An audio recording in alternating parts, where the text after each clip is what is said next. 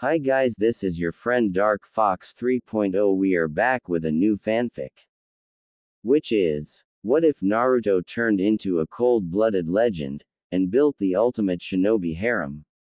Part 1. And if you enjoy this fanfic, then please press the like button and subscribe to my channel for more fanfic like this. And no, start a new fanfic. Hiruzen and two other shinobi stood outside of Kushina's chakra barrier, waiting impatiently for it to go down. They wanted to stand by the Hokage and help defeat the tailed beast, but even the venerable Sandaime could not break through the barrier. Whatever Kushina and Minato were doing, they were doing it alone. Sandaime-sama, there must be something we can do. One of the shinobi flanking him, a fellow Sarutobi, said in frustration. Not even the Yondaime can take the Kyuubi alone. We have to do something. The other said, clenching his fist in anger. Sarutobi understood their feelings as he shared them. There was a certain point that a battle would reach where events were out of your control that would affect the outcome. That situation was one of those events, and they would have to deal with the aftermath. He knew Minato and Kushina, and because of that he was afraid they would do something rash. They watched as the Kyuubi growled and struggled in the chains that held it. It was as if any moment it could break loose, as the idea of a tailed beast being held down by simple steel was hard to fathom. The chains were not made of steel though, it was Kushina's chakra, the Jinchuriki that had held Kyuubi back for the past 2 decades. She would not falter now. It was not long before an amazing thing happened. The 9 tails shrunk in size. The third had never seen anything like it. Before, it had towered over the treetops with ease, only bits of red fur and tips of its ears peeked out from the surrounding forest. What is going on in there? Minato, Kushina, Sarutobi muttered. The night was already bad enough. You have a son now, don't do anything rash. Sir. The barrier. They observed the bright chakra barrier start to break down, receding. They could no longer sense Kyuubi, nor could they see it. Regardless, they approached with caution as they made their way through the small forest and into the clearing. What they saw there would stay with them the rest of their lives. There the 2 parents lay near their child, positioned in such a way the Sandaime knew they had shielded the newborn. The blood from their grievous wounds soaked the bed where Naruto lay. Despite the situation, the child could still smile through its tears. A seal that adorned the little blonde's stomach quickly told Hiruzen what he did not want to know, but needed to. So that was your plan, Minato. You really were thinking with your head. Behind him the 2 shinobi were still trying to wrap their heads around the situation. There was little time to waste if the Sandaime wanted to control the situation. Rito. He turned to look at the Junin he had known since the boy was in academy. With such a delicate situation, the only ones he could trust were those closest. Go get the medical corps, they need to attend to the Yondaime and his wife. Even in death, the 2 still deserved the best the village could offer. Yes, Sandaime-sama. As soon as he left, Hiruzen turned to the other Sarutobi. His brow was covered in sweat from the previous battle and stress of the night. The forehead protector that adorned his head covered his slick brown hair, trimmed short. At least a head taller than Hiruzen, he was a loyal family member that the old man could trust. Shin. The young man pulled himself from the tragic scenery and looked at the former Hokage, waiting for orders. Yes, Hiruzen-sama. If the truth escaped about Naruto, then nothing good could come of it for the boy. We need to get Naruto out of here. Can I entrust that to you? They looked at the little boy who had stopped laughing and now, more appropriately, was crying. Most likely, he missed his parents' touch. Naruto. You mean this boy? Very few had been made privileged to Kushina's pregnancy, let alone the name chosen for the child. Yes. With Kyuubi sealed inside of him, he is the new Jinchuriki. Not only that, but Minato's enemies might take this opportunity to harm him. We need to keep him safe and his identity secret. Shin said nothing but nodded. The situation was grave and, although he didn't understand the full gravity of it, he knew the innocent child did not deserve whatever fate had in store for him. If there was something he could do to help, then he would do it. I understand. Where shall I take him? Hiruzen approached the altar and gathered Naruto up in the bedcloth. With no small amount of care, as if the child was made of glass, he gave him to Shin. Accepting him into his arms, the young Sarutobi waited for further orders. To my home. Once the crisis has been properly dealt with Asuma, and I will return and take care of him. Please, watch over him until then. With my life, Hiruzen-sama. He leapt away with the bundle held close to his chest, leaving nothing but a shadow in his stead. Trusting that they would arrive safely, Hiruzen turned to look over the two fallen heroes. With a heavy heart he shifted them so that both lay on their backs. In that way he hoped they would be a bit more at ease. Despite himself, Sarutobi could not help but let loose a few tears as he gazed upon their faces. Even until the end, both of you. The two proud parents wore their smiles with pride. They died just as they had lived, together and happy. 000. Konohagakure. Hiruzen's home. 000. Just as was ordered of him, Shin stood near the bedside where he had let Naruto lay. He waited for Hiruzen and his son to return home. Amazingly, the trip had been without incident and no one attempted to stop him. For that he was thankful. He would rather not have to do any more fighting that night. Too many of his friends had been lost, too much blood had been spilled in the streets for him to lift his kunai to another. Despite everything Shin knew about children, he could not understand the young Namikaze. When he should have been crying and thrashing in his sleep, Naruto remained quiet their entire trip. Indeed, the infant was smiling as he lay comfortably on the bed. It seems he has inherited his mother's cheerfulness. Although he did not know her well, Shin had encountered Kushina on occasion. A bit odd, the woman always seemed to have something to smile about. He realized now that it was a blessing she had bestowed upon her child. It would be interesting to see whom the child would resemble more, the Yondaime or his wife. The door to the home opened and Shin heard two people enter. Both were talking very loudly, so he did not have to strain himself much to hear. It seemed Hiruzen's youngest son was arguing about something with his father. Why did you ask me to come back here? We still don't know what happened to mother. Asuma, please. There are shinobi everywhere trying to track down your mother and the rest of those who are missing. Right now I need your help with something. The exasperated elder was clearly having trouble keeping his son under control, understandably. From what Shin understood, she was one of the closest confidants during the pregnancy. Bawako must have fallen victim to whatever plot released the Nine Tails. It was a loss that would be hard for any of the Sarutobi to recuperate from, let alone her youngest son. What could possibly be more important than? The bedroom door opened and the dark room was illuminated by the hallway light. Shin bowed in respect as Hiruzen and Asuma entered, their eyes on the bright blonde baby. Hiruzen-sama. Well done, Shin, thank you.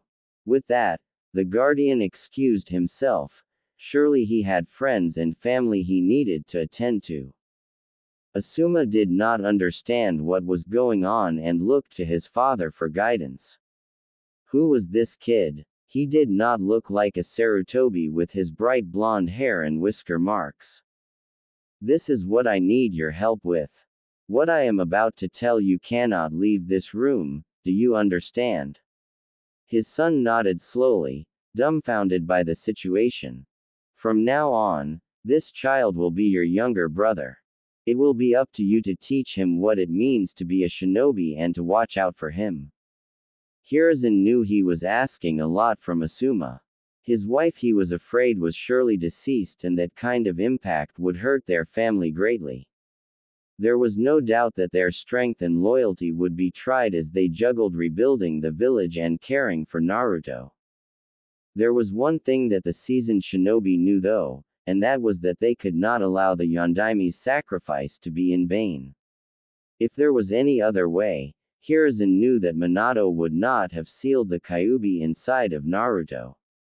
Whatever plan he came up with, it was their duty to make sure it was carried out to the end. To-san, I know I said that having a little brother would be nice, but this is the Yondaime's kid, right? Shouldn't they be? Hiruzen looked at his son. His face told him why that sentence should not be finished.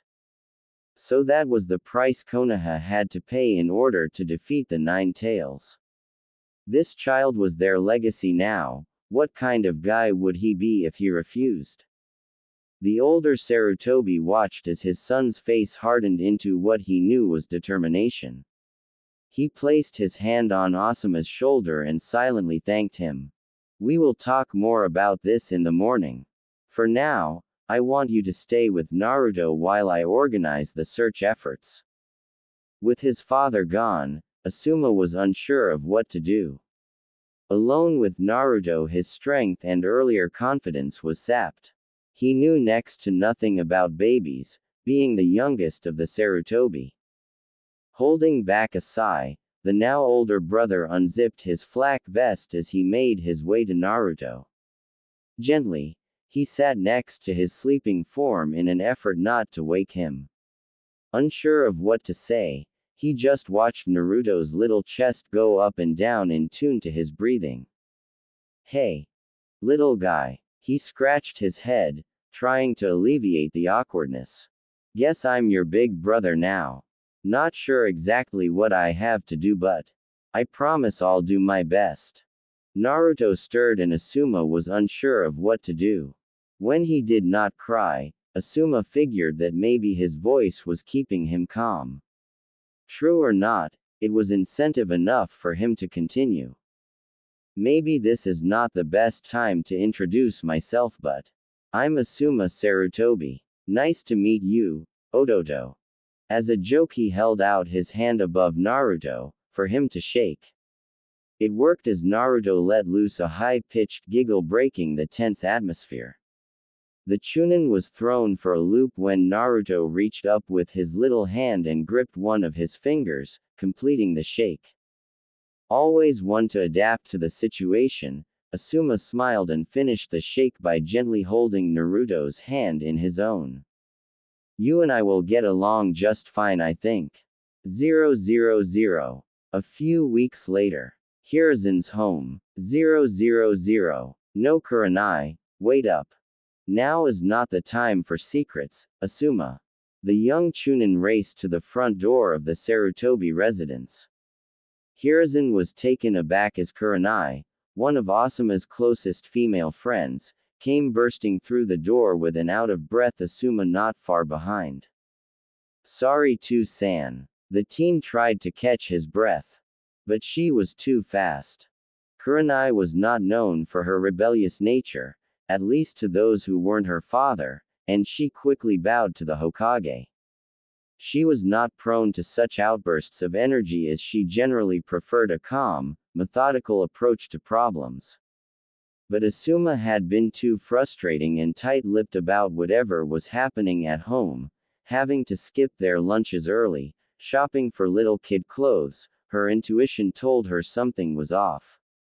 My apologies, Hokage-sama. But I would like to ask you a question. Hiruzen already had a sneaking suspicion of what it was, and he began to wonder if he could turn this in his favor.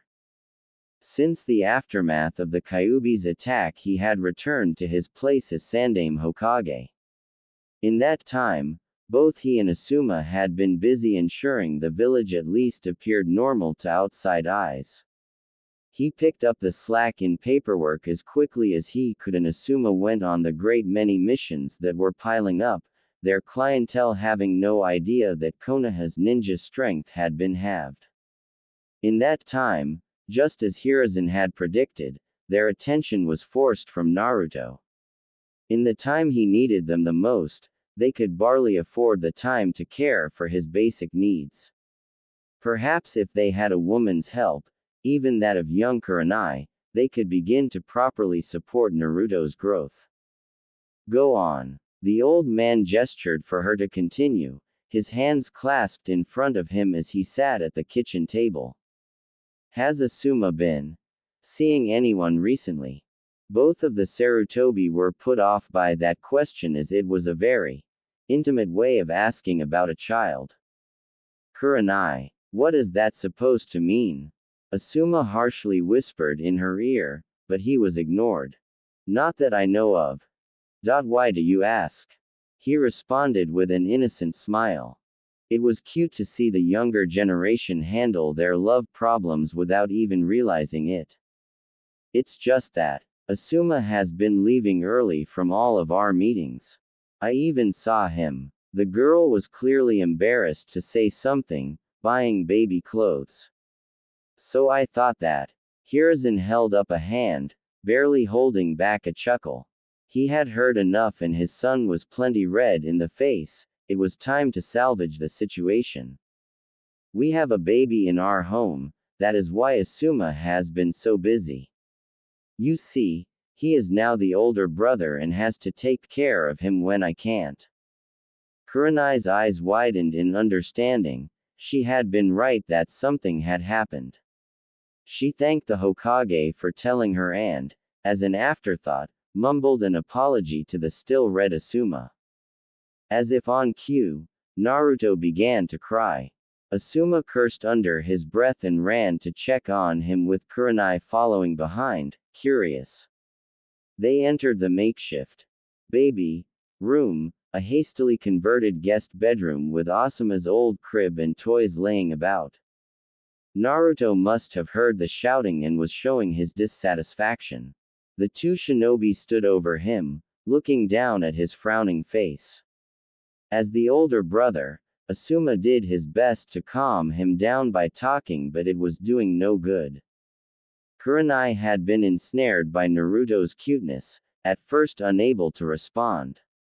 Pushing the clueless boy aside, she gently took the infant in her arms and cradled him close to her chest.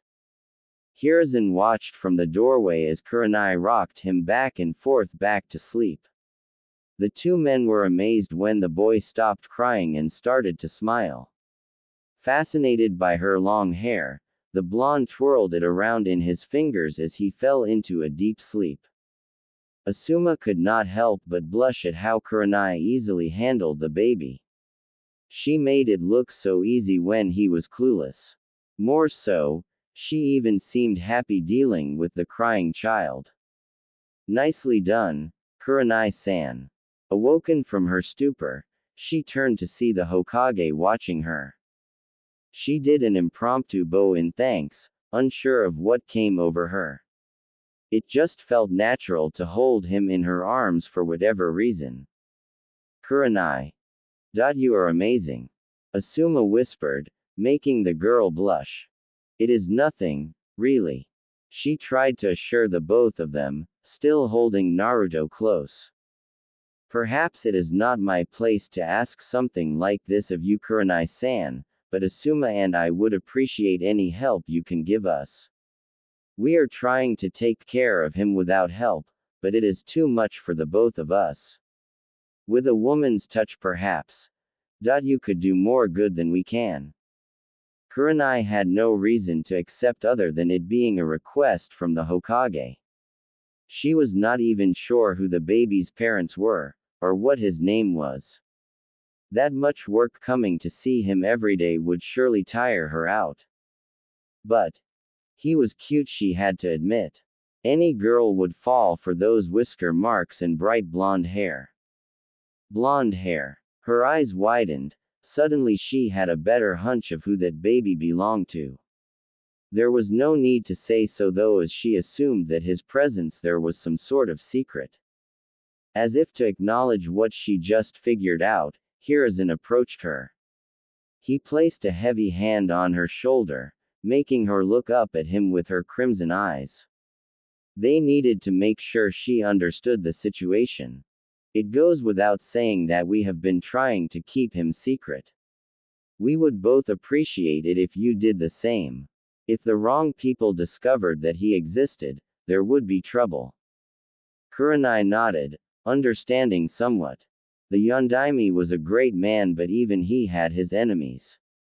Looking at him again, she had to ask herself what kind of person could want to harm this little one. I'll do what I can, Hokage-sama. But can I ask a question? Of course. She looked back down at the young child that slept in her arms. He seemed so peaceful now. There was just one thing she needed to know before she signed up for the task. What is his name? Hiruzen and Asuma both breathed a silent sigh of relief and smiled. With a bit of pride only a grandparent could give, he announced the name of the village's future hero. Naruto Uzumaki. 000. Kanahagakure. Ninja Academy. 000. Are you sure about this, Asuma ni? It's finally time for you to get out of the house and go to school, Naruto. San and I both agree on it. Asuma and Naruto stood in front of the school gates as the first day of academy was starting. The new students were all saying goodbye to their parents and heading inside. There were a few like Naruto who were apprehensive, but they were soon dragged along by friends. Unfortunately, Naruto didn't have anyone like that, so it was up to his older brother to get him inside. But why do I have to leave? You need to grow up to be a shinobi like me and San. They will teach you how. He gestured toward the instructors who were welcoming the children by the entrance.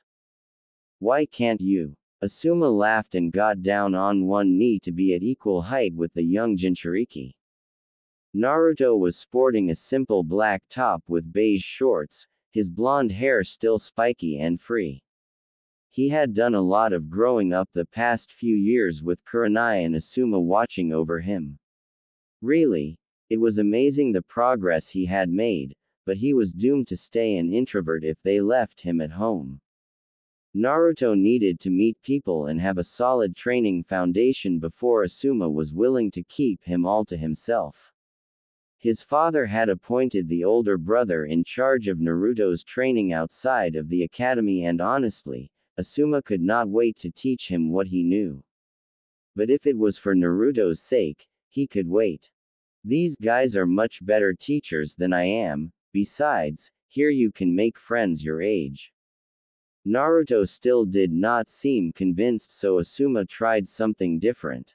He untied his headband protector and held it close to Naruto's face for him to see. It was the symbol of graduation, proof that a person was finally ready to start down the path of shinobi. Everyone who met Naruto knew how he secretly coveted it, how much he wanted wear one himself. If you want to have one of these for yourself, hurry up and pass all the tests they give you. If you can do that, then I promise I will teach you everything I know. How about that? Naruto gave him a skeptical look, raising an eyebrow. Even at the age of 5, Naruto was becoming a shrewd negotiator. All I have to do is pass their tests, then we can train together. Asuma nodded, and Naruto smiled. Without warning he turned around and started running for the academy. He called out behind him, getting his older brother's attention. Hold on to that for me. It'll be mine soon. Asuma looked at his forehead protector and laughed, watching Naruto enter with a smile. That wasn't so hard, he thought as he retied the band around his head. He headed out to tell the Hokage that Naruto made it there safely. After that, Maybe he would find Kurenai and see if she was willing to pick the little guy up from his first day of school. 000. Konohagakure. Hiruzen's home. 000. Naruto sat on the edge of his bed, shifting uncomfortably in response to the yelling happening outside. It had been like that for the past few weeks, even the most insignificant conversation could set them off. Throughout it all, the blonde had no idea what to do or say, so he just stayed in his room. Asuma and Hiruzen were in the middle of a shouting match over what to do about Bawako and her killers. Although they had known since shortly after Naruto's birth she had died during Kyuubi's attack, it was only until recently that information was found that implicated certain shinobi in the orchestrated attack. Hiruzen sought a cautious approach to the situation as the information was in no way reliable. Asuma on the other hand believed that they should follow it up aggressively. He wanted to get those bastards back for what they had done to his mother, to his village. This was the first time they had a major disagreement with each other and it was tearing their family apart. How can you just sit there and let them get away with what they did? They are right there in front of us. This village can't afford to go on another witch hunt. Asuma, not after the Uchiha. Hiruzen referred to the blame placed on Uchiha for the Kyuubi attack, which had since been found to be false. That didn't stop the growing animosity between the Uchiha and the village, but that was a different argument entirely.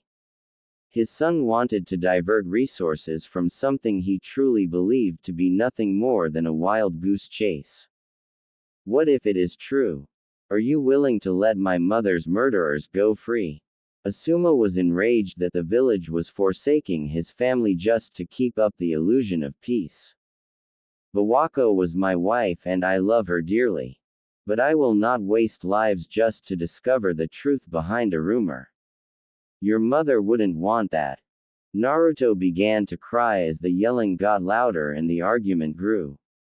A cold draft fell over the room as the window was opened and a slender figure entered.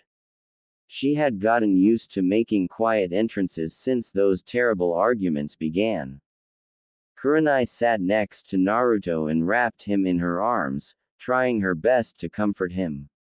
She knew that, regardless of whether it was their business or not, the fights were hurting others close to the Sarutobi.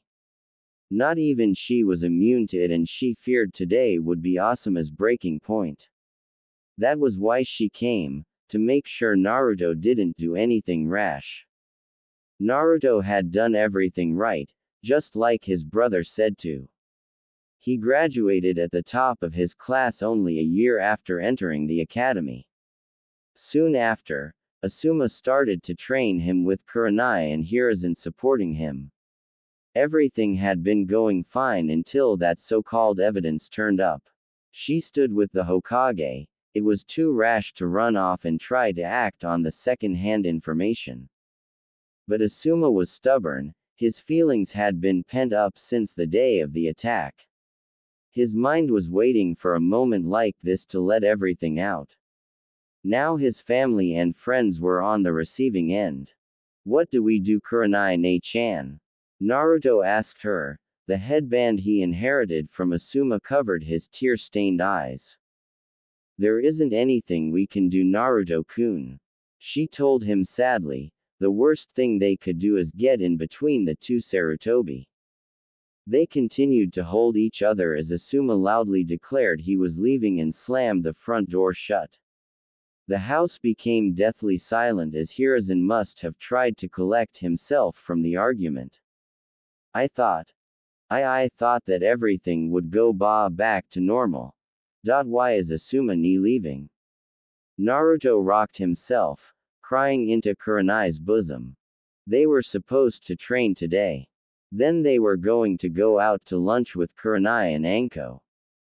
That night the Sarutobis were going to see their new nephew and grandson, Konohamaru. Why did it have to turn out like that?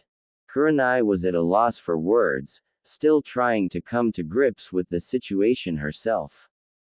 As tears came to her eyes, she could only hold onto Naruto tighter. Their relationship had grown incredibly close the past few years since he became a genin. Naruto was like a younger brother to her, and that was why she could not stand to see him cry. "I'm sorry, Naruto-kun. I don't know either." It hurt her to be at such a loss for words, but even she couldn't fathom why Asuma was willing to leave everything behind just for some vendetta. 000. Konohagakure. North Gate. 000. Naruto and Kurenai waited with bated breath as a lone figure walked down the road. Just a few days ago they received word that Asuma was returning home from his journey.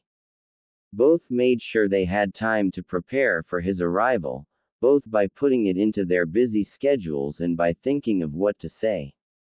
"Here he comes," Kurenai said with a little bit of annoyance, like a mother waiting to greet a son who stayed out late. "He looks like a mess," Naruto said matter-of-factly. As the man got closer, it was clear he had not received a proper haircut or shave in a while. Not only that, but he looked out of place without his flak vest and headband. It was at that point that both of them would use the term bum to describe Asuma, although they would never admit it. Lucky for him, the village had been thriving even with his absence. Naruto and Kurenai both had been doing well by using each other as support. With Hiruzen's encouragement, Naruto even got to go on a few missions with Kurenai to keep his skills sharp. Due to Naruto's sensitive position, he was left out of a genin squad. The third had something special planned for him, Kurenai assumed. With Asuma's return, perhaps that plan would come to fruition.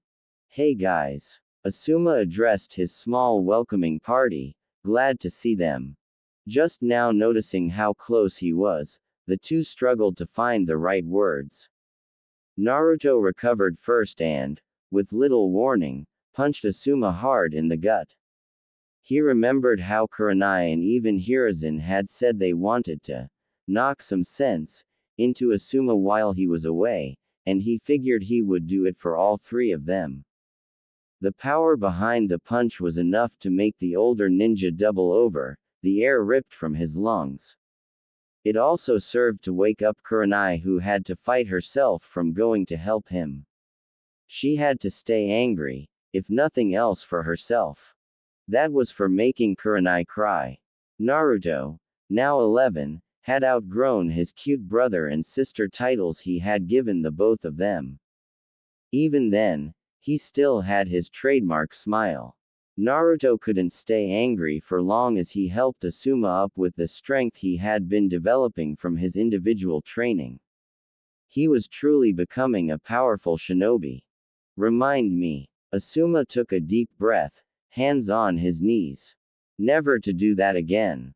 He looked at the woman in question and saw her in her usual angry stance, arms crossed, red eyes locked on target. As usual, he thought, that he be the object of it. This time he rightfully deserved it for leaving them. "Hello, Kurenai." She just gave him a nasty look before walking off, the cold shoulder making him feel absolutely frozen. "Well, guess I did deserve that punch. Don't worry, Kurenai is always like that when she is angry." Naruto seemed to know this as well as he did. Within the next few days she would be back to normal. "Yeah, that would be our Kurenai." Asuma looked at Naruto and saw him starting to dress more properly for his age. Naruto was wearing one of Asuma's dark blue long-sleeve shirts and a pair of blue pants with his black sandals. All that was missing was his flak vest. Asuma wondered if he had been promoted yet. The red swirls of the Uzumaki proudly adorned his shoulders, although he might have been none the wiser to their significance. Hiruzen said that until Naruto was ready to take up his parents' mantle, they could not tell him the truth. For now they had played a game of cat and mouse with Naruto's questions that kept him guessing. If they were not careful in how they answered, the young boy could get the wrong idea about his heritage that they might never be able to fix. If they told him too early, the responsibility would be too much for him to handle. Come on, the Hokage said he wanted to see you. Naruto led him to the large red building in the center of town. Asuma shouldered his pack of belongings before following behind. Although he hadn't been gone for more than a few years, the village felt so different. Maybe the trip gave him a new appreciation for the tranquil effect it seemed to have on him. Not a day went by that he did not think of his family in Konoha when he left. He almost immediately regretted leaving, but his stubborn pride refused to allow him to return until he accomplished something. The rumors of his mother's killers turned up with nothing and he was left wandering the countryside.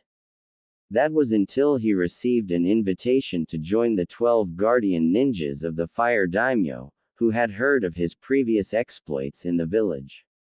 He learned and experienced a great many things while in service of the daimyo. Possibly the most important one was appreciation, whether it be people, objects, or feelings. To be able to have any of those things should be enough for anyone. The trip also taught him what betrayal felt like to be on the receiving end. He wondered if his father felt something of what he felt when they had their last argument and Asuma walked out. They entered the red building after receiving some hellos. Most still didn't recognize Asuma with how he looked. There was a moment when the man wanted to rush out and get a haircut and change into something more proper, but then he realized that his father wanted to see him immediately for a reason. He wanted to know what this trip had done for him, and to him. Come in. Naruto had already knocked on the door to Hiruzen's office, giving Asuma little time to prepare.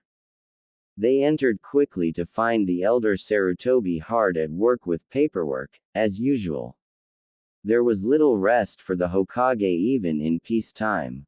Even with his son returning from absence for the past 3 years, the Hokage would not afford himself a break. Naruto-kun, I see your mission was successful. Naruto bowed to the Hokage and then moved out of the way to present Asuma. Yes, I picked him up just like you asked.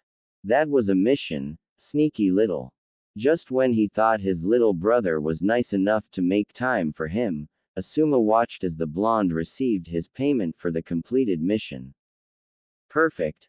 Now I can treat Kurenai tonight. Hiruzen smiled, glad to see Naruto was not letting himself stray even when Asuma returned. They all needed to show Asuma that the world continued to revolve, with or without him. Just when Naruto was about to dismiss himself, Hiruzen stopped him. Wait a minute, Naruto, what I have to say to Asuma affects you as well. Suddenly his good mood soured as Naruto took his place next to his older brother. Taking the moment of silence as his chance, Asuma bowed deeply. I'm very sorry, father. I made a bad judgment when I chose to follow my emotions rather than your advice. Please forgive me. The room remained silent as they gauged the other's reaction. Would his father cave or would Asuma realize his apology would not work? Who was right and who was wrong does not concern me now, Asuma. What concerns me is your brash decision to leave the village, against orders. We will discuss that later, however, as I assume you will be rejoining the regular forces. Hiruzen sought to steer the conversation and Asuma was more than willing to let him. Yes, if you would allow it. With a nod to Naruto, Hiruzen gave an important signal. From Naruto's waist pouch, he pulled out a very important forehead protector he had been taking care of since Asuma's leave. Thrown to the ground inside of the Sarutobi's home in anger, Naruto had since restored it to its former sheen. They had been waiting to give it back to him and this seemed like the perfect moment to do so. Asuma took it gratefully, marveling in it for a moment before tying it tightly around his forehead. With that out of the way, Hiruzen brought up the most important part of the meeting.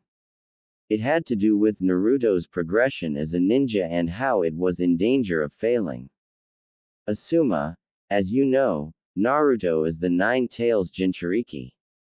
Shortly after he came into the Sarutobi family, Asuma was made aware, he was reminded during their early training sessions for safety concerns. This has led the council to being careful in how they allow him to progress as a shinobi. Because of the importance the Jinchuriki holds in a village's military power, the Hokage could not make decisions involving it alone. That left the council with a certain amount of power to better control Naruto as they saw fit. Much of the pressure was no doubt from Danzo attempting to keep the blonde from becoming too powerful or influential in the village's processes. Asuma had feared something like that might happen, but he had hoped Hiruzen would be able to close off their protests. It seemed as though it was impossible for him to do alone though. Now that you have returned, I can finally start moving forward with Naruto's training. I am going to put him under your tutelage and, because your rank is already Junin, there should be no trouble you taking him on missions. These missions will count toward Naruto's mission count and gain him valuable experience. Eventually, we should be able to work out a way for him to become a Chunin, depending on how well you two work together. Asuma nodded. He was willing to do whatever it took to get his younger brother where he deserved to be. It was the least he could do for missing out on some of the most important years of his life. The Hokage turned to Naruto, who had been silently listening to the conversation, having already been made aware of the political machinations of the council in previous meetings. Naruto was more mature than the council suspected, no doubt shown in his amazing progress as a shinobi and the robust schedule he had created for himself. Juggling his social life with the older ninja like Kurenai, Anko, and Shin with his training was more than most his age could attest to. I want you to know, Naruto, that the reason I am trying so hard to have you receive this promotion is not some emotion or favoritism. You have great potential and you deserve a chance to be a shinobi this village can count on, regardless of what the council thinks. I understand, Hokage-sama. Thank you. Naruto bowed, truly grateful. Every day he saw how politics of the village wore on his grandfather. Sometimes he blamed himself for it, only to be scolded by Hiruzen. None of it was Naruto's fault. If anything, it was his own for not being able to reel in Danzo from his political schemes. After this, be sure to get yourself cleaned up. You are representing Konoha again, you know. Naruto stifled a laugh and Asuma agreed. They were dismissed for the rest of the day, allowing the two brothers to once again be with one another. With one arm around the blonde's shoulder, Asuma promised that day was the start of something great. Maybe he was right. 000. Shortly after the two left Hiruzen's office, another figure appeared for an audience. They had a slender figure, covered with gray armor and tight black cloth. Their face was covered by a porcelain mask that took the shape of a dog, red and black markings running along the face and eyes. Long silver hair reached down the middle of their back, with a few strands that fell idle over the left side of her face. The Anbu did not wait to be addressed before beginning to speak. They knew each other well enough to know how to speak comfortably. Even then, her place required her to be as formal as possible when speaking to the Hokage. You wished to see me, Hokage-sama. Her light, dull voice easily betrayed her boredom. Not even the Anbu were immune from long breaks between missions, especially so considering the work they had to do. She had joined the prestigious organization at a young age to try and lose herself in the work, to forget about the war. It worked, for a time at least, but even Anbu could not escape their past. Still, She was doing good work for the village, so she pressed on. Yes, Inu, I have a new mission for you. She waited for the details, another tracking and assassination of a missing nin. There seemed to be more and more of those since the Uchiha clan's destruction. Whether they feared for their own lives or decided the village had changed in some way they did not like, she did not know. However, there was no escape from her ninkin. Understood. We will begin immediately. The Anbu turned to leave. Hiruzen asked her to wait a moment as he had something else to ask her. That was not usual in their conversations, they were generally very businesslike. Inu, remove your mask. With a bit of hesitation, she complied. With the animal mask off, her soft and well-defined face was on rare display. It was one of the few times she did not have her face mask up, as she had just finished eating and was not expecting to have to show her face. A long scar ran down her closed left eye where the Sharingan was implanted, but it had stopped bothering her a long time ago. Her soft, pink lips remained in an unamused frown and her right eye likewise stayed half closed.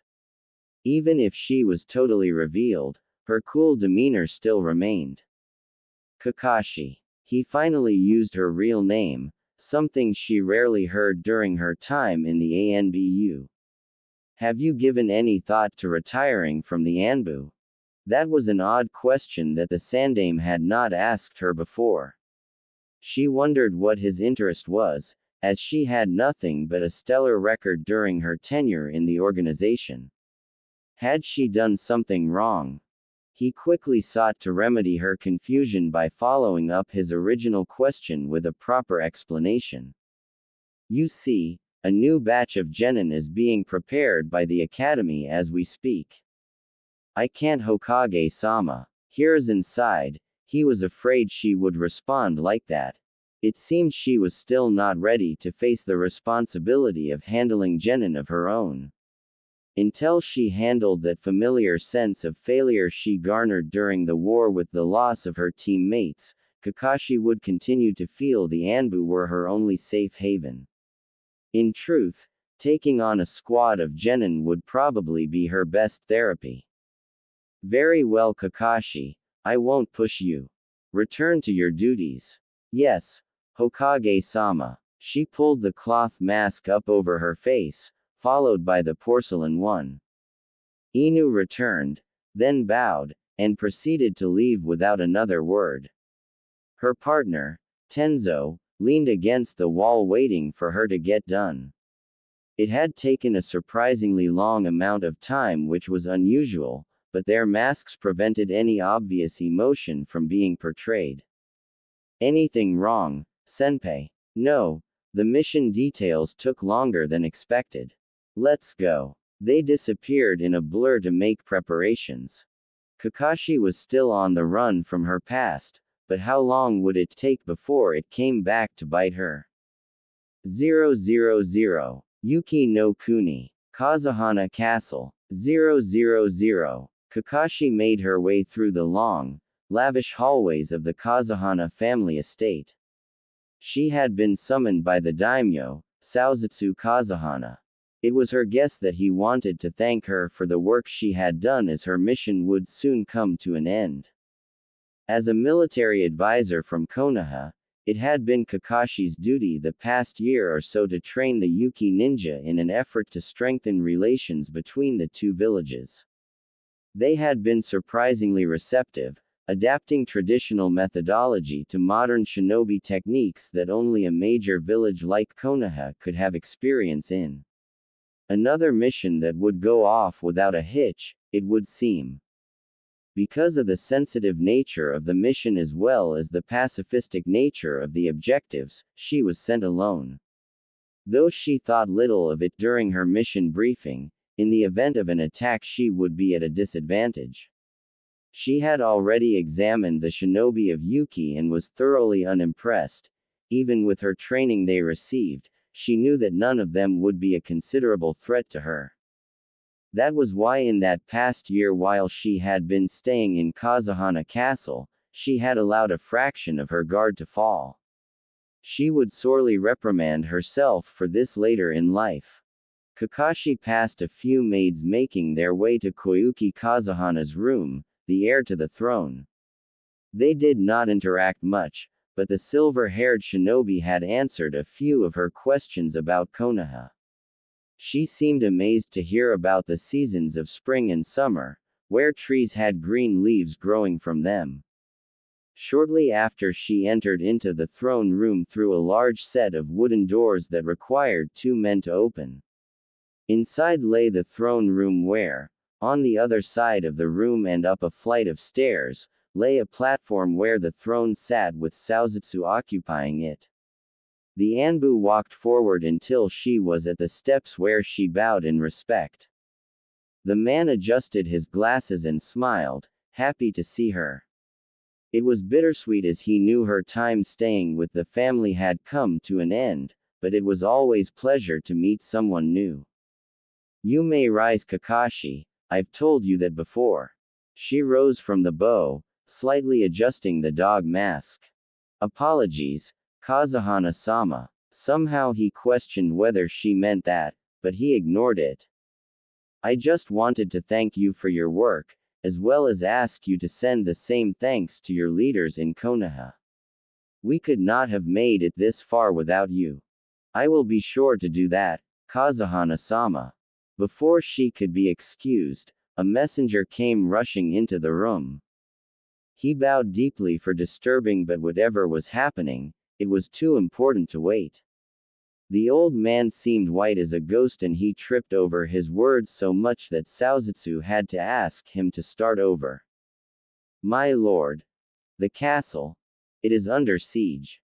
The daimyo immediately rose from his seat, in shock. Kakashi had an outward appearance of calm as she stood there, waiting for more information.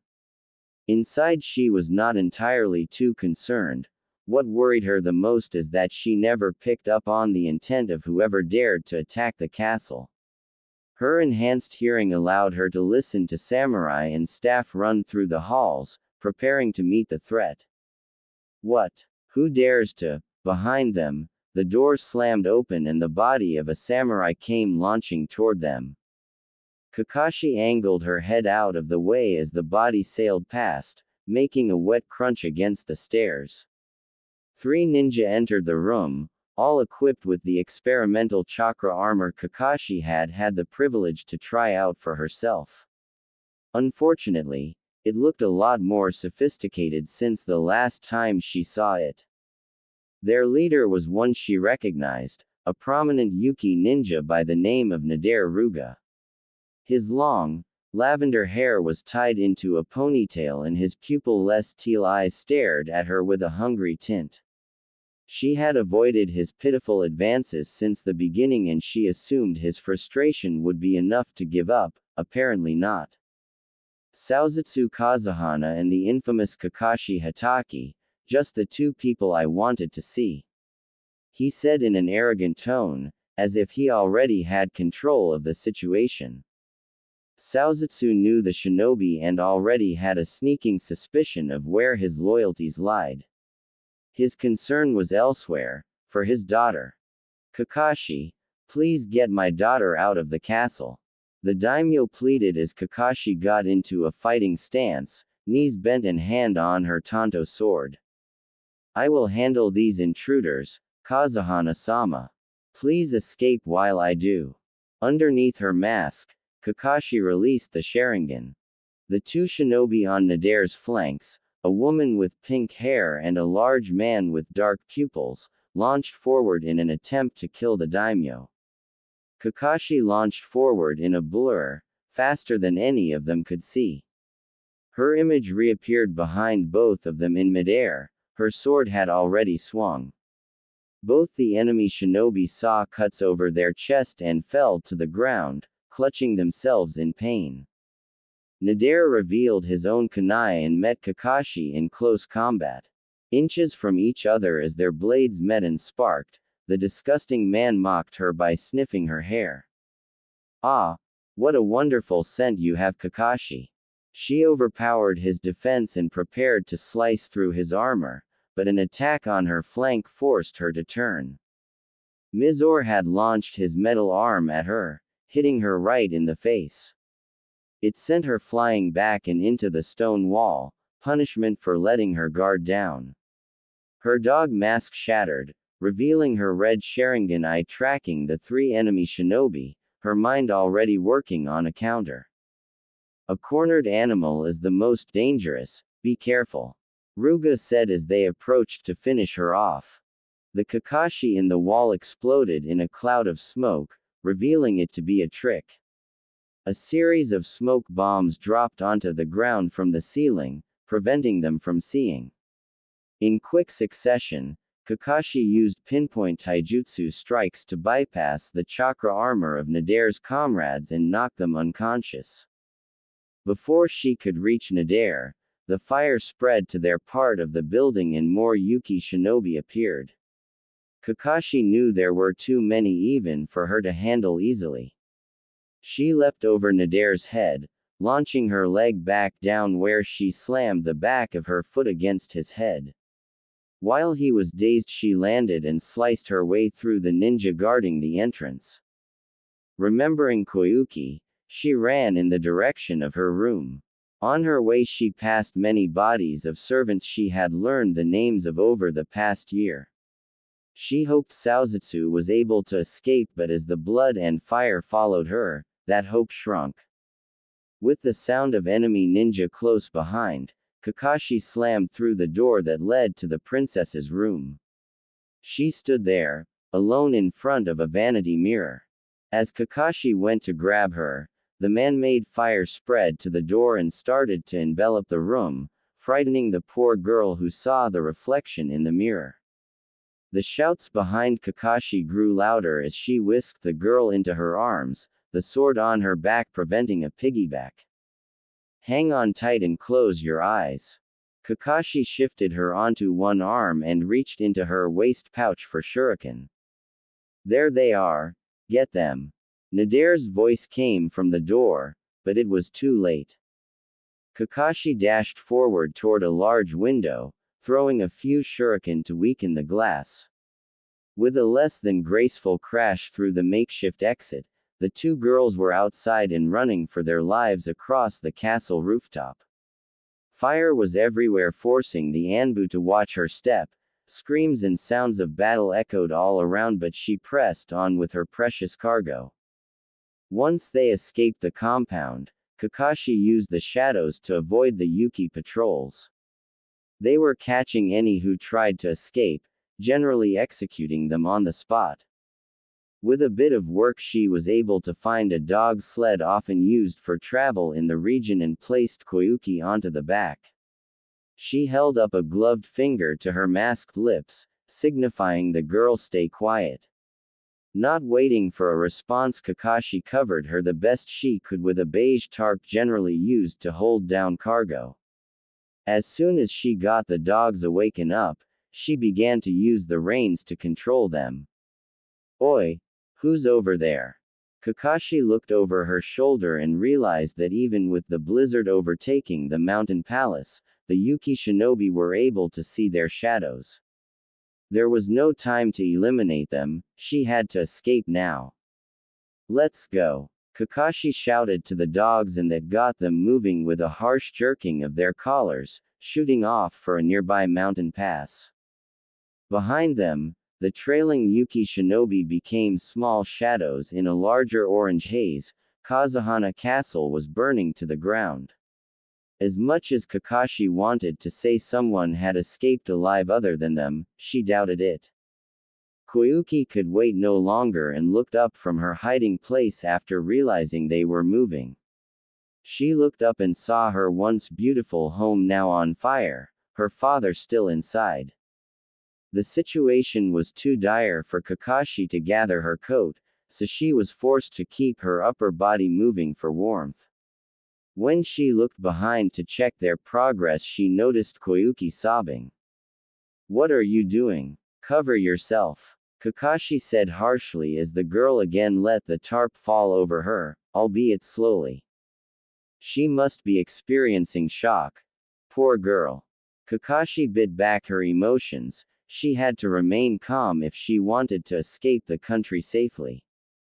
Konoha would not be happy to hear about the failure of her mission.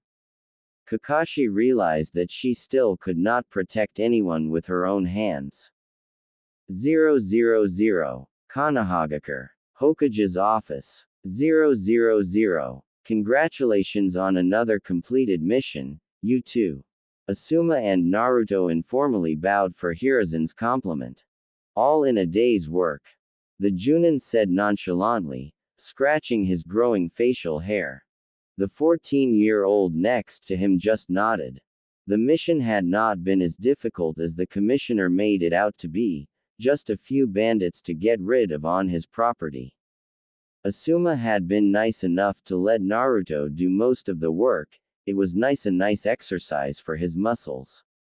Naruto was still a genin, but Hiruzen said that with the next group of genin approaching, they offered a special opportunity. Neither of the duo were sure what he meant by special opportunity, but it was more than he had heard in the past 3 years in way of news toward his promotion. It was not that Naruto was seeking prestige or glory. He honestly was bored and felt like he could be doing a lot more for the village, like Asuma or Kurenai. He could only leave when there was a Junin available to go out on a mission with, and they had to be a Junin the Hokage trusted. That left him with Asuma, Kurenai, and occasionally Shin Sarutobi. Although he had completed hundreds of missions since he became a genin, very few of them were more than simple chores. I will see you two later tonight, you are dismissed.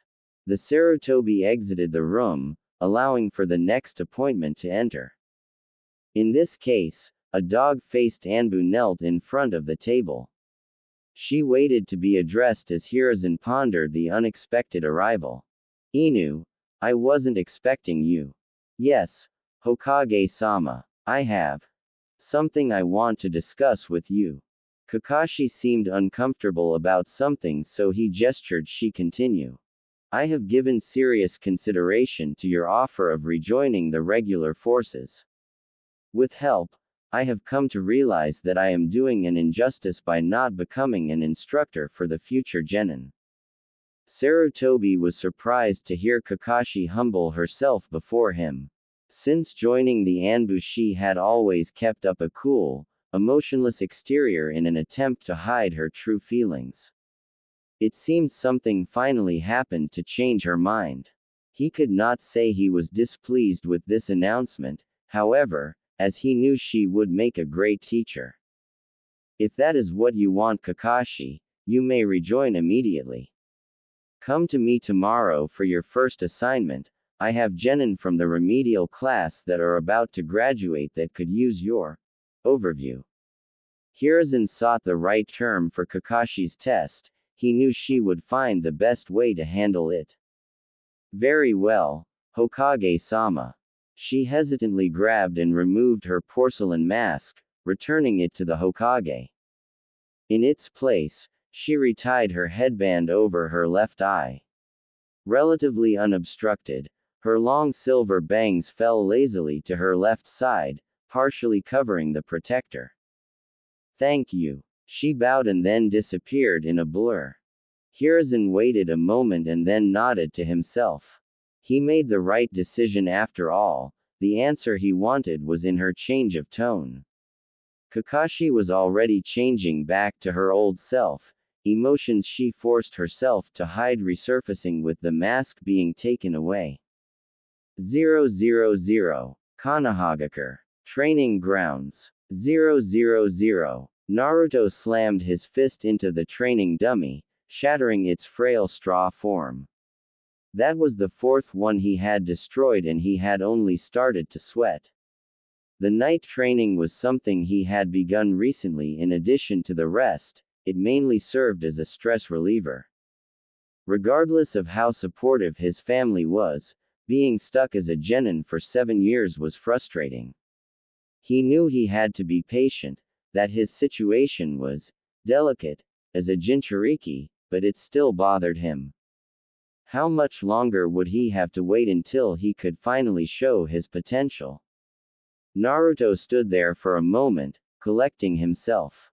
He still wore a similar uniform to when he was younger, the standard Konoha outfit sans the vest. Since then he had added a pair of fingerless gloves that he felt comfortable in while training. Right when he was going to call it a night and return home, there was a flash of red in a nearby training ground that caught his attention. Was someone using Kaden? He was decidedly curious and went in search of the person using the adjacent grounds. Fire release had always interested him since Hiruzen told him stories of the Sarutobi and their impressive use of the element. Thinking he could learn a thing or two, Naruto didn't think of much else other than observing the jutsu in action. When he arrived, it was a bit hard to make out the person, but he realized it was a woman relatively quickly because of her slender figure. With the moonlight aiding him, Naruto watched her stand on the water and do a few simple taijutsu stances to stretch. She wore the standard Konohagakure uniform, but her shirt and pants clung tightly to her figure rather than the normal, loose attire. On her hands she too wore fingerless gloves, but they had metal plates on the back. At a certain point along her sandals, bandaged adorned them and covered most of her lower leg. What stood out the most was her long, silver hair that seemed to capture all the light. It seemed to shine on its own. Naruto had never seen anything like it before. Needless to say, Naruto was a bit smitten.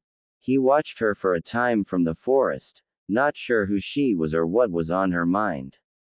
No, he was content just to watch, ensnared by her graceful movements and deadly strikes. So much was he preoccupied that when he realized how much time had passed, he stumbled to head home. As her observer left in a hurry, Kakashi turned to see if she could catch a glimpse. Other than a bit of his blonde hair, Naruto Uzumaki had eluded her. She had noticed him watching her from the start but didn't see any harm with it. In fact, she found it somewhat flattering someone took interest in her training, even if it was just a genin. Hopefully he learned something other than how to stalk a woman, she thought as a joke. Perhaps I'll have the challenge of teaching him one day. Kakashi wondered for a moment before returning to her training. She needed to be ready to meet the genin tomorrow. There wouldn't be any mercy thanks to her refreshing training experience that night. Group of thugs traveled along one of the many dirt roads that connected the land of Fire's cities and villages. They were a disgusting lot. Dirt caked their faces and dried blood covered their ripped garments. Some of them were Nuke Nin, runaway ninja that had forsaken, or been forsaken, by their home village. Not even they had a shred of honor left, choosing to use their techniques for greed rather than for the greater good. They had just recently come from raiding a nearby town for foodstuffs, their packs now full. A few of the townspeople put up a fight, but the blood made it clear what the outcome was. It seemed that they had been making an enemy out of the surrounding region and were planning to leave soon to avoid the authorities. Unfortunately for them, it was too late to escape. The sun beat down harshly on the band of renegades, no trees were around to cover them. All around were rolling hills and grassland, save for the bandits, whom only served as a mark of shame. The place was beautiful. They passed by a thicket of berry bushes on their route. Having heard that the local cuisine was made with the berries as a main part of the recipe, a couple of them decided to pick a few for the road ahead. The main group paid them no heed and continued on the way. That disregard for their surroundings and fellow bandits would be their downfall, as none of them noticed the two get roughly dragged into the bushes.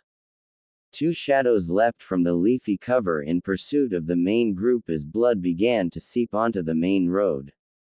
Only one of the Nuke Nin were able to pick up on anything before the ambush began, but by then it was too late. When the vanguard of their little caravan passed a certain marker, the explosive tags that were hidden in the dirt exploded, killing at least 3 and sending the rest of them flying back. They were slow to recover from the blast, too slow. Picking on the weak had made them weak. One of the shadows landed amidst the group and swung his arms wide. Blood went flying as the chakra-enhanced blade cut through those in range and scattered the others who were too afraid to fight. The supposed leader, a shaggy man whose bald head was covered in scars and his arm adorned with a crossed-out Suna Hittite, tried to organize a defense and pulled together those who remained. Before they could get far, the second shadow made their presence known. They were not as flashy as their partner, however, and chose to keep a certain distance. The attack was no less deadly. Futon. Swiren Repu. A dozen kunai were let loose from what felt like all directions, each seemed to have its own target. The leader was able to escape the attack only to see the blade turn in direction and follow him. Having never seen such a technique, he panicked and put all his efforts in dodging the lethal blade. What this caused him to miss was the first shadow, now revealing themselves to be a Konoha shinobi, finishing off the rest of his men. How could something like this happen? The ex-Suna shinobi again rolled out of the way, but the kunai was close behind. Looks like your luck has run out, pal. Before he could even turn around, the bandit was impaled by a blade of wind. Asuma watched as the final enemy slumped to the ground, having fallen to his flying swallow taijutsu. The kunai that had been targeting the leader fell harmlessly to the ground as Naruto's technique ended. The blonde revealed himself from a nearby depression in the ground where he had stayed hidden. Even with his distance, Naruto had scored 4 hits with his technique and had successfully distracted the leader. Not bad, Naruto. I was expecting more though. I win again. Asuma bragged about his victory even though they both achieved roughly the same amount of kills. Naruto dusted himself off from lying low in the grass. His blue pants would have stained if he remained any longer. Not one to be so concerned about simple numbers, the whiskered genin shrugged. If you count the explosive tag ambush, which was my idea, then we got the same amount of kills. Suddenly his brother did not seem as confident and it made Naruto laugh. That light-hearted competition was what kept Naruto going after what seemed like the 100th C-rank mission dealing with a bunch of pitiful bandits. He was so tired of remaining stationary while everyone around him had progressed. Naruto had personally witnessed 2 classes of genin progress to Chunin, some of them were even held back. Asuma wiped his brow. The sun was particularly harsh that afternoon. He saw his brother was not as concerned with only a mesh shirt and pants on. The faster they finished up getting rid of the bodies, the sooner they could head home. Come on, Naruto, give me a hand with collecting the bodies. Remember, we are supposed to see Hiruzen by sundown. With a grumbled affirmative, they gathered up the majority of the bandits in a pile and set fire to the bodies. There was no reason to waste energy to take them to some morgue, and they did not deserve the cost of burial. It was much easier just to give them an impromptu send-off with a Kaden technique, which Asuma provided. The missing nin were a different story, however, as they had active bounties on their heads. All Junin had a bingo book on them, which allowed Asuma a unique chance to reap the rewards of the situation. With a nice bonus awaiting them as long as they brought the bodies back, Asuma brought out a scroll and quickly sealed them away. Now that that nasty business was over, the duo could return home. Since the mission was not all that taxing and they were relatively close to Konoha already, the two decided to just enjoy the walk home. It might very well be the last mission they share together, after all. 000. Konohagakure. Hokage's office. 000. Hiruzen was just finishing up the last of the day's paperwork when his last appointments for the day walked in. A smile came over his worn face as he saw his son and Naruto return safely. When they requested to be given one more mission together, he was unsure of which one to give them, and felt a bit uneasy when Naruto picked another combat-oriented C rank. It seemed that the trip together made whatever the risk was worth it, as neither had lost their smile they set out with. Asuma, Naruto, I hope things went well. The Junin nodded and placed a scroll on the Hokage's desk for his safekeeping. Curious, he waited for a proper explanation as he examined the seal placed on the beige fabric. We eliminated the bandit party as asked without any complications.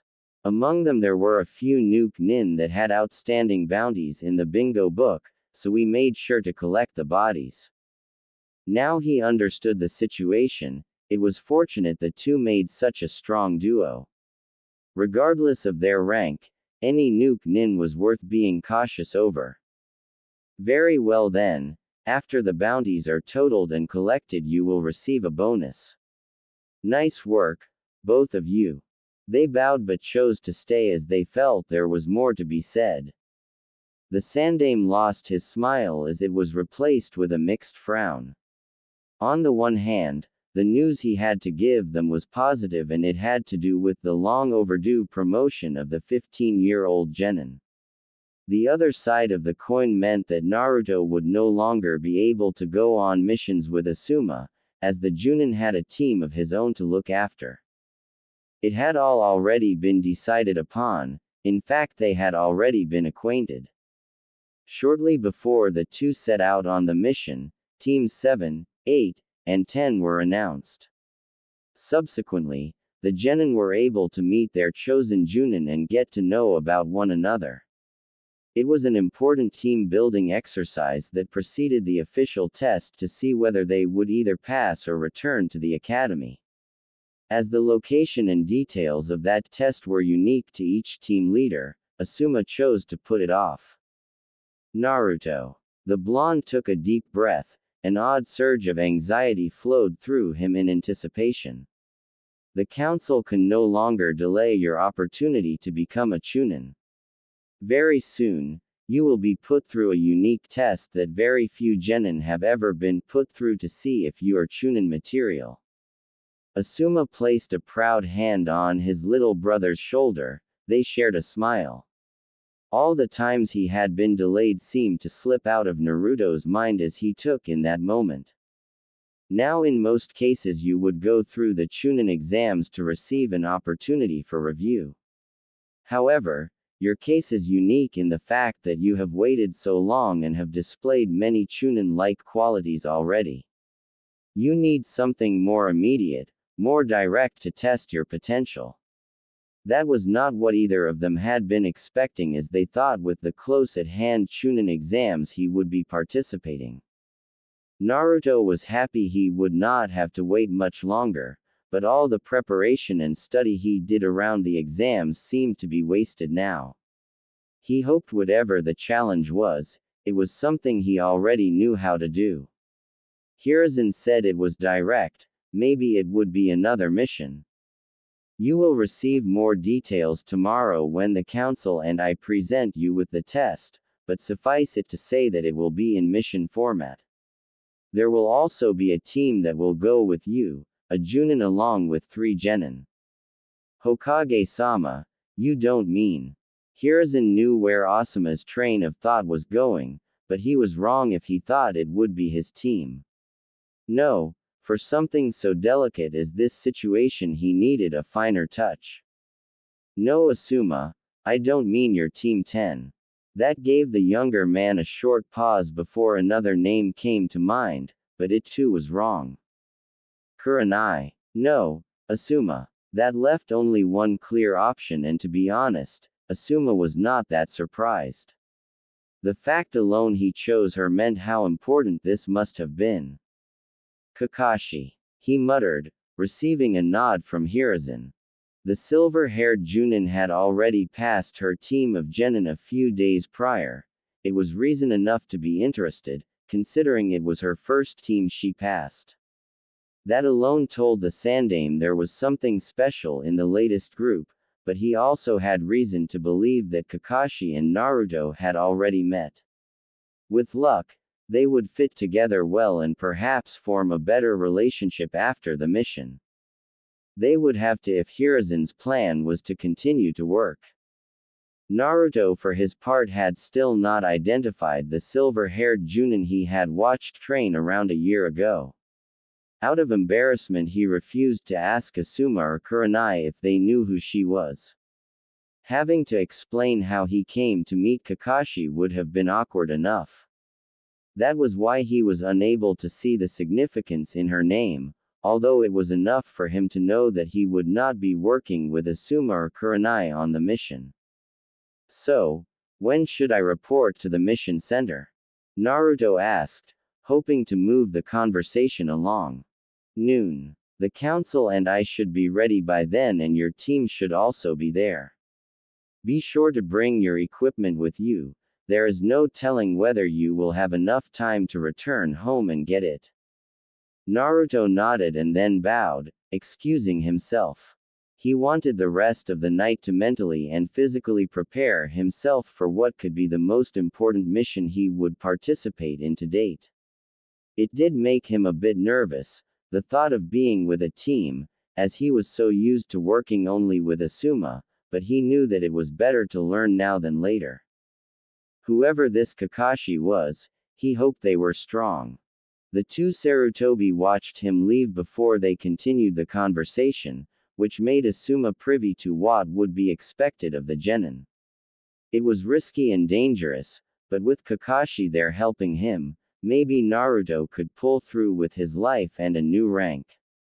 As the older brother, it was time to put his faith in Naruto's abilities. 000. Konohagakure. Mission Assignment Desk. 000. Kakashi was not happy with the arrangement she had been given. Shortly after she passed her first genin team, which by all means was cause for celebration, she was told that she was requested for a new mission. Unable to refuse a request from the Hokage, she was put in charge of this so-called Chunin aptitude test the council had devised for some special genin. Not only that, but she would not be made privy to the mission's details until the genin arrived, who was already running later than she was. Hiruzen waited at his seat in the mission center with Koharu and Homura at his flanks. They impatiently waited with Kakashi's Team 7 for Naruto to arrive. The genin would never be late for something as important as his promotion without good reason, at least that was what the Sarutobi hoped. A loud banging on wood signaled that the Jinchuriki was running down the hall, allowing the Hokage to breathe a sigh of relief. The door slid open to reveal a huffing blonde boy, at least a head taller than the other three genin present. It seemed Asuma had been with him until recently as he brought the pungent scent of smoke with him. My apologies, Hokage-sama. Asuma-sensei had an important message for me to relay that I had to attend to. Don't worry Naruto, now that you are here we will begin right away. Kakashi was still gaping in surprise that the genin she was to be testing was Naruto Uzumaki, the Nine-Tails Jinchuriki. She always knew he was a special case when it came to village politics, but the Hokage never made any inclination to her that he was planning something so bold. Although they had seen each other on occasion, it was merely a passing glance, the two had yet to directly converse, she supposed that that would change today. Her team took in their fellow genin's appearance and were shocked to see how big he was in comparison to them. Just as they would expect from an older shinobi, he was tall and had a well-defined body. They could see through his mesh t-shirt and open black jacket. Like their sensei, he had fingerless gloves and a pair of blue pants, although they were considerably more loose. Bandages adorned his lower legs where the black sandals met pant leg, completing his outfit. What struck them the most was his appearance. Blonde hair and sun-kissed skin was not exactly common. If it wasn't for his Hittite, his bangs would surely cover his eyes. That wasn't mentioning his unique marks on his face, although the Inuzuka had something similar. Not only that, but there was some sort of aura that poured off of him. It wasn't exactly maturity, but it definitely told them that he was on another level than just another genin. If their sensei's vague explanation added anything, it was because he was basically a chunin already. Now then, as I am sure you all know that this situation is not normal. That is because this situation is very unique. Hiruzen chose his words carefully, as delicate would have fit much better. The mission we have for you is not just for Team 7, but also this genin here. You see, this is a test to see if Naruto has the capabilities required for that of a chunin. Hiruzen was addressing Team 7 as they were clearly the least informed. It will also be a valuable experience for all of you, and a dangerous one at that.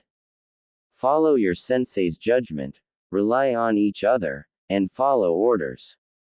Each one of them nodded, still confused about the situation at large. Naruto couldn't blame them, even he did not fully understand what was going on. As far as he could tell, this situation was highly unusual. Now that he had a moment, he could finally take in the fact that he was again in the presence of the silver-haired beauty he had spotted that time not so long ago. Her name was Kakashi, an oddly fitting name he thought as he took in her appearance. When he realized she was looking at him as well, Naruto quickly looked away and focused on the Hokage. Now then, for the mission itself. The Sandaime revealed a mission scroll and quickly undid the seal. It is a commission directly from the Land of Fire's government to deal with a large massing of bandits and nuke nin. Apparently they are causing quite a lot of trouble near our border with the Land of Rivers. Considering the details of the mission, it is appropriately B-ranked. Every one of their eyes widened upon hearing the mission's difficulty rating. Newly initiated genin being put into such a dangerous situation. Had the Hokage lost his mind? Kakashi held her tongue for the moment but made her discomfort clear by placing one hand on her hip and narrowing her eyes on the council. There was no doubt in her mind it was part of their political scheming to set Naruto up to fail with such a difficult mission. Team 7, take this time to introduce yourselves to your new partner. Naruto, you as well. Finally, it was time to meet the team he would be working with. None of them looked particularly spectacular, but Naruto had noticed that one had the Uchiha symbol on his back. Perhaps he was something of a prodigy, considering the way he acted. The first one to say their name was the Uchiha. He had dark black hair that seemed to take a shape of its own, properly framing his face with two distinct bangs. His dark eyes pierced Naruto in what he assumed was a way of sizing him up. A blue collar high top and white shorts made up his simple outfit. I'm Sasuke Uchiha. That was simple. I guess he is a man of few words. The pink-haired girl was next and she bowed slightly in respect. She wore a red dress with shorts underneath which did not seem all that appropriate for a ninja. In fact, she seemed particularly cheerful and oblivious to the world around her. She had been watching the Uchiha during the entire meeting. Her fair skin must have been something to be proud of, though, as he had heard Kurenai complain about the new genin and their perfect complexions. I'm Sakura Haruno. A pleasure, Naruto-san. The last one seemed the most normal, if that were an appropriate term to use. He had simple head of brown hair that was cropped short, it seemed to complement his tanned skin. There was a charming, even mischievous tint to his brown eyes as they too scanned Naruto for weakness. His outfit was more utilitarian than the rest, a light green jacket with pockets and long, dark pants that gave him plenty of room to carry supplies and move comfortably. The name is Arata Sato, nice ta meet ya. His lax tone got him a hit over the head from Sakura, who told him to respect his superiors. Naruto smiled. He had gone into his shinobi life as a loner. He had no expectations when it came to a team, so he supposed this match-up was better than nothing. Even if the genin did not exist, Kakashi alone was enough to pique his interest. My name is Naruto Uzumaki, I hope we get along well. With introductions out of the way, Hiruzen took control of the conversation. He ordered Team 7 to prepare their belongings and say goodbye to their families. That allowed him to keep Kakashi and Naruto to give them a more in-depth look at the mission as well as the test itself. Before he could though, Kakashi could not hold her tongue and immediately expressed her problems with the so-called challenge. Hokage-sama, although I respect your wish to properly challenge Naruto, a B-rank mission is too dangerous for my genin squad. It is something that should be assigned to a group of chunin instead. Everyone in the room sympathized with her belief, except for maybe the council. Blame it on their experience in the war, but even genin were exposed to tough situations and were able to come out alive. I know what you mean, Kakashi, but neither I nor the council intend for your squad to be the main participants. It is up to Naruto, with your guidance and support, to prove himself capable by completing this mission. Besides, he hardened his face. Your genin will not survive as shinobi if they cannot handle the rigors of real combat. Perhaps this is too much and too soon, but better they be under your care than alone and without guidance. Hokage-sama. Kakashi was surprised he was taking such a tough stance, it was not like him. I'm sorry, Kakashi, but our minds have been made up on the details of this mission for some time now. Please complete it with the best of your ability. Without waiting for an answer, he turned to Naruto. Your objectives for this mission are as follows: investigate the bandit operations and impede their activities in whatever way you see fit. Assassinate key figures and sabotage their operation in such a way they cannot recover. Finally, discover the core route which has caused such a large amount of bandits to gather in this area. Understood. Naruto nodded. It was much more elaborate than his past missions. The challenge was somewhat exciting. As for the test, Kakashi will be, in addition to actively participating in the mission with you, grading you on not only your abilities but your tactical mind and how you react to certain situations. At any time she has the right to fail you and pull you from the mission, in which you will return to Konoha without any chance of promotion. This is to ensure that, should you somehow become a danger to the well-being of her and her team, she has the ability to send you back. That made Naruto a bit nervous, but he was confident that he would still succeed. His training and the missions he undertook before that point were all leading up to this final encounter. Understood, Hokage-sama. Kakashi. She had been quiet during the briefing, no doubt trying to figure out how she could get Team 7 out of their predicament. Seeing none, she settled for pressing forward with obvious distaste. Understood, Hokage-sama. The same words as Naruto, but with a harsh undertone. Very well then, Naruto, you are dismissed.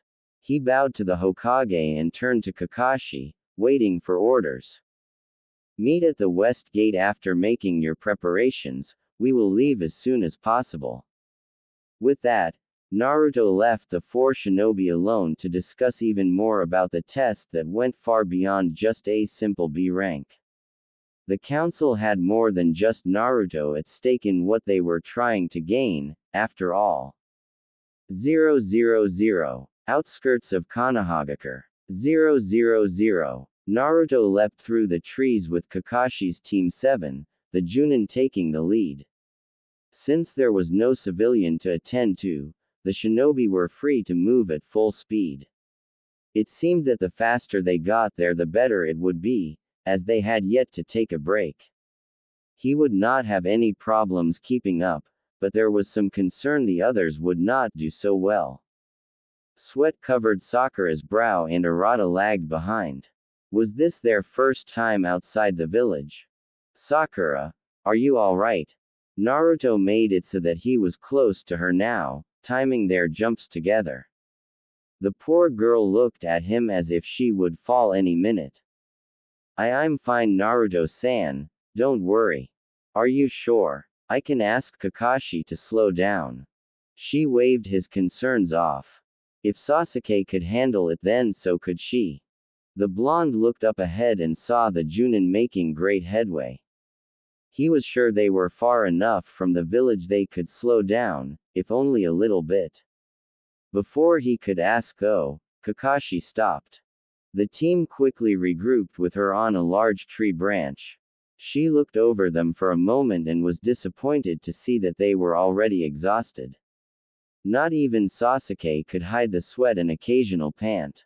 Naruto, on the other hand, displayed stamina that was expected of him without so much batting an eyelash at their speed. We have made it far enough from the village that we can move at a slower pace. If you get too tired, let the group know and we will take a break. At sundown we will make camp, understood? They chorused an affirmative before setting out again, this time at a manageable pace. Kakashi made note of Naruto's concern for his team as well as his observation of the surroundings. Every time she would glance back to check on the others, she would find his eyes wandering. Instead of daydreaming, he was checking their vulnerable spots as well as any oddities in their route. Sticking to the treetops had advantages other than natural cover. It was hard to have an ambush in a place that looked consistently the same.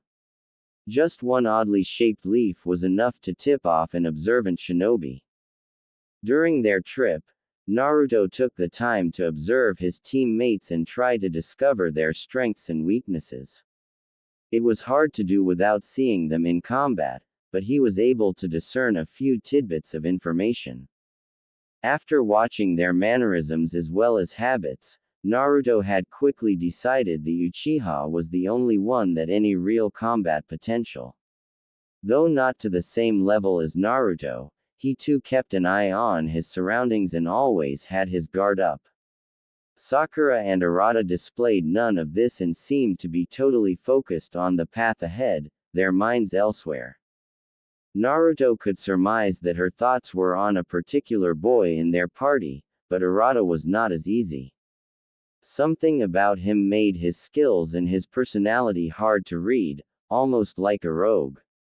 What Naruto didn't realize was that the genin was thinking about their mission and the blonde Jinchuriki, whom he wanted to fight badly. There had yet to be a situation where he could truly show his skills, and a challenge like the older genin seemed worthy enough. Arata thought that because Naruto was still a genin, he was weak.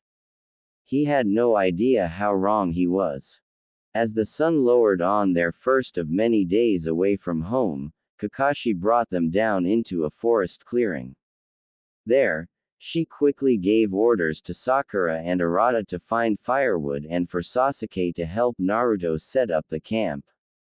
In the meantime, she would keep watch. After setting up the bedrolls for the team, Naruto and Sasuke created a fire pit. As they waited for the other two to return, Naruto caught Kakashi sitting in one of the trees nearby. Rather than watching for enemies or wild animals, she was reading some kind of book. His eyes told him it was of the Ika Ika series, something he never thought he would find in her hands. I wonder what Kakashi sees in those kinds of adult novels. Sakura and Arata shortly returned with bundles of wood in their hands. With Sasuke's help they quickly lit a fire as day turned to night. There was not much to say among one another, which made Naruto wonder if any of them were actually close friends from the academy. Kakashi remained in her treetop perch, leaving him alone with the young ones. "So Naruto, how old are you?" Urata suddenly asked, curious about their new teammate. Glad that someone broke the silence, Naruto sat with his legs crossed as he told them a bit about himself. Since they had never met him before, he was able to keep their attention. They were amazed to learn he had been going on missions for many years now, and inevitably it led to them asking about his skills. "Not sure it is my place to say. I am being considered for Chunin rank though, that should tell you something." Urata and Sasuke weren't satisfied with that, they wanted more information. "You have to have a specialty though. Something you are really good at?" the brunette asked. His smile belied his curiosity. "I'm not really sure. I suppose it would be ninjutsu since I discovered my nature affinity. Still, I have had training with genjutsu and taijutsu too. You might call me a jack of all trades." His vague description kept them guessing, but it was enough to quiet them down.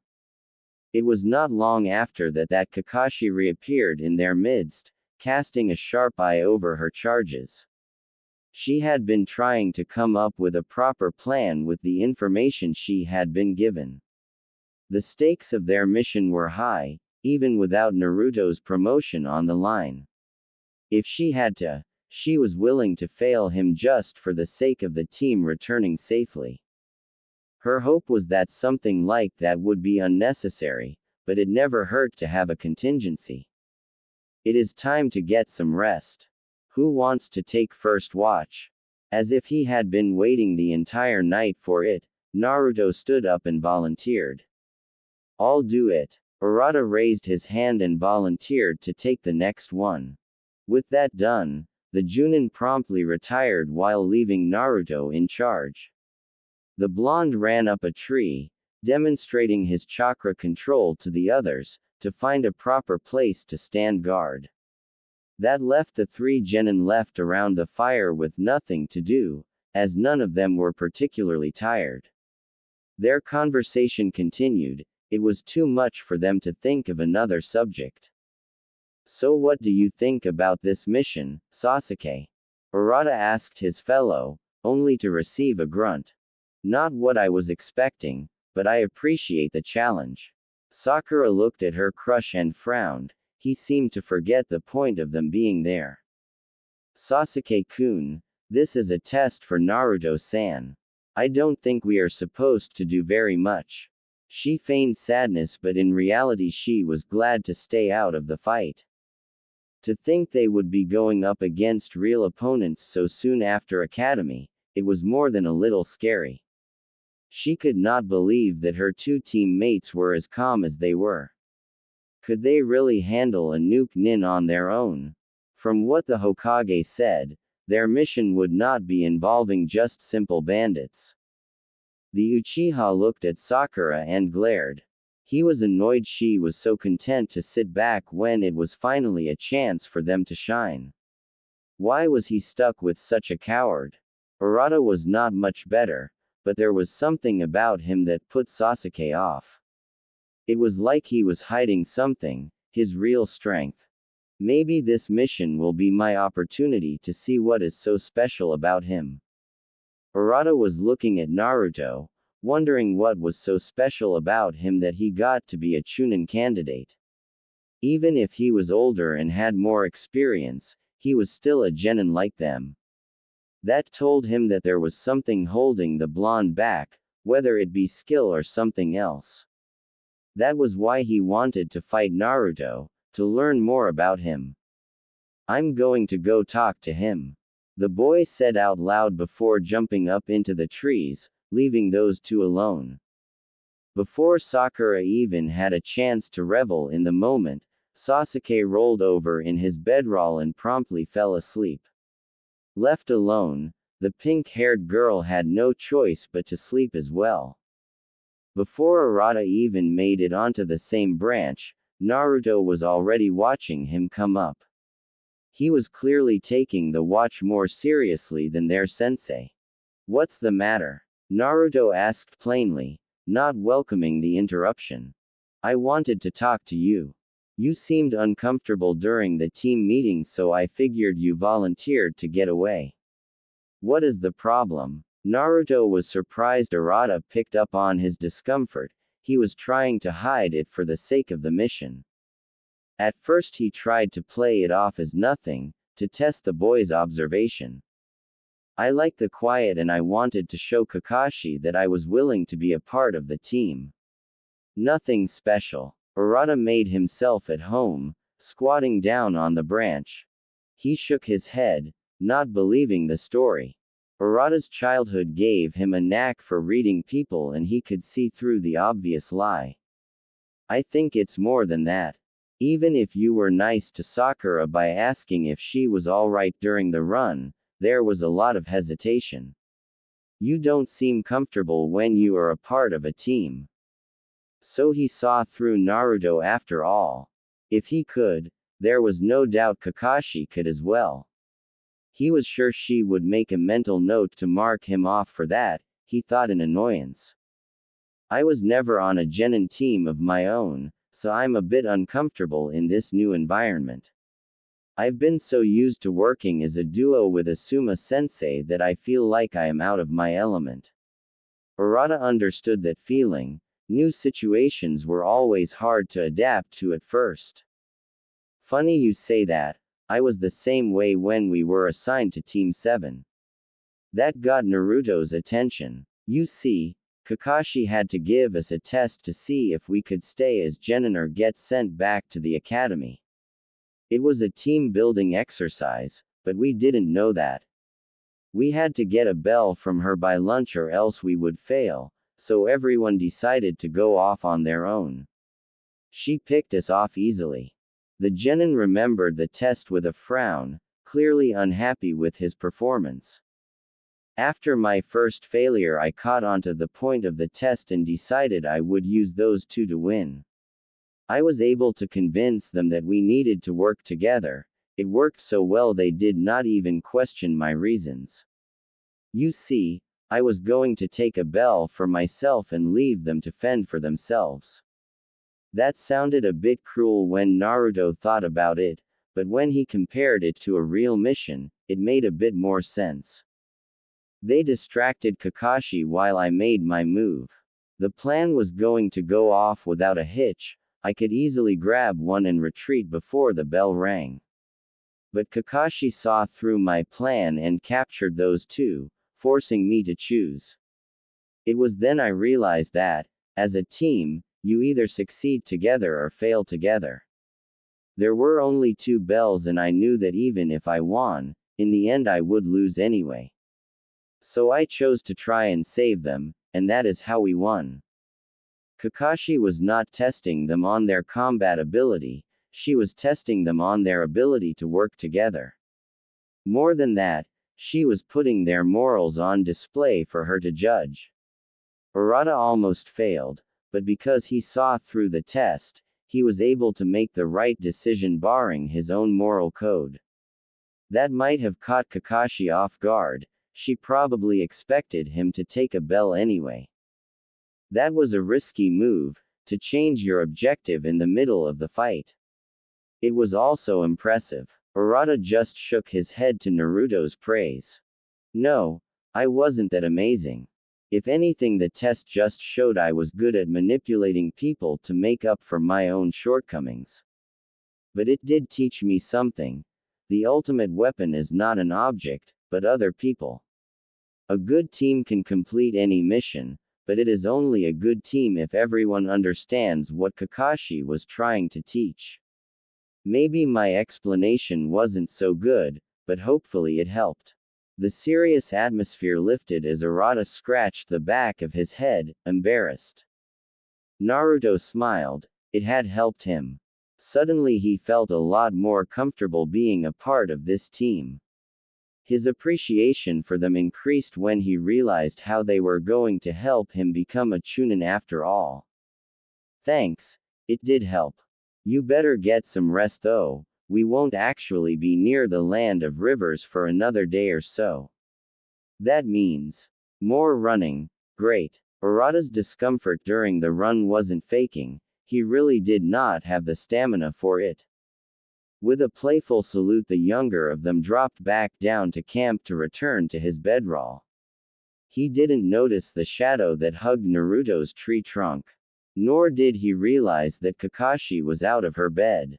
She had listened to the entire conversation, a smile growing under her mask. Kakashi wasn't expecting Urata to help Naruto much, so she was pleasantly surprised to hear that dialogue. Perhaps the mission would go better than she was expecting. 000. A couple of days later. Land of Fire, Land of Rivers border. 000. Stop here. Kakashi ordered them down into a clearing just a bit off from the main road. They were fast approaching the location of the supposed bandit camp. The team had been moving at a fair pace the entire morning to arrive at where they were now, and she knew there would be a fight ahead. Besides, there was something she needed to go over with Naruto. Take a break and prepare your weapons, we will begin the mission soon. The three genin scattered a bit to make their own preparations while Kakashi waved the blonde over. He watched as she reached behind her back to fish something out of her pack. Her arm returned with a scroll in hand. It was their mission orders from Konoha. Naruto had read that team leaders often entrusted them with their second-in-command before the mission started, in case they fell in battle. That gave him an unsettled stomach to think that Kakashi might die. He knew it was possible, but still, the possibility just seemed so low there was no point in contemplating it. Take this, Naruto. In case we are separated or something happens to me, follow the instructions inside. Naruto took it without arguing, storing it in his waist pouch. There is a village not too far from here. We will investigate and see if we can find out where the bandits are. Kakashi didn't want to rush into anything, so she stuck with a cautious approach. The genin fell in behind her as they continued forward through the trees. A bit of mist was covering the area, giving the start of their mission an eerie tone. Not long after leaving their rest spot, they came across a small village nestled into the surrounding forest. Even with their distance, they could hear sounds of conflict. Careful not to make too much of a fuss, Naruto and the others remained in the trees while Kakashi dashed across the rooftops to get a better look. She quickly returned to them with news that a small group of bandits were in town causing trouble. With no time to spare, the five shinobi made their way to the market district where the altercation was taking place. 000. Give us what you owe, old man. A scraggly bandit ordered, holding up a dagger to some graying merchant. They had been in that area for the past month or so and had begun gathering so-called protection money. All it was extortion of the populace. Their distance from Tani and Konoha made it difficult for them to get any help. The bandits knew it too, that was why they preyed on the border towns. Not this time. We won't be pushed around by the likes of you. The robes he wore made the middle-aged man look like he was wealthy, no doubt why they were hassling him. With the snap of his fingers, the other two bandits wrestled the merchant's arms behind his back. A toothy grin spread across his face as he approached, flicking the dagger between his hands and fingers.